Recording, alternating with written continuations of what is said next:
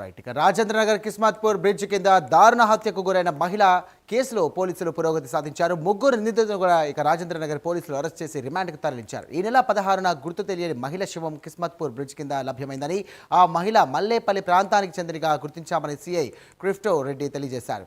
రాజేంద్రనగర్ హైదర్గూడ వద్ద కళ్లు తాగి స్పృహ కోల్పోయినటువంటి మహిళను ముందు లంగర్ హౌస్కు చెందిన దుర్గారెడ్డి బలవంతంగా ఆటోలో కిడ్నాప్ చేసి శాంతారాయ్ దగ్గరలోని కేఎల్సిసి సమీపంలోని నిర్మానుష్య ప్రాంతంలో ఆమెపై దాడి చేసి అత్యాచారం చేశాడు. అనంతరం ఆరాంఘర్ పిల్లర్ నంబర్ 306 వద్ద ఆ మహిళను వదిలి వెళ్ళిపోయాడు.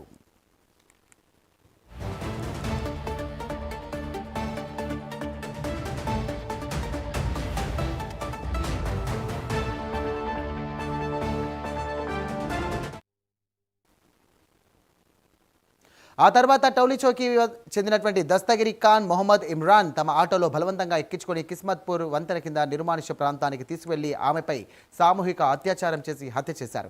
మహిళ మృతదేహాన్ని పొదల్లో పడేసి పారిపోయారు. 5 రోజులు శ్రమించి సీసీ ఫుటేజీల ఆధారంగా నిందితులను గుర్తించి విచారణ జరపడంతో వాస్తవాలు వెలుగులోకి వచ్చాయని పోలీసులు తెలియజేశారు.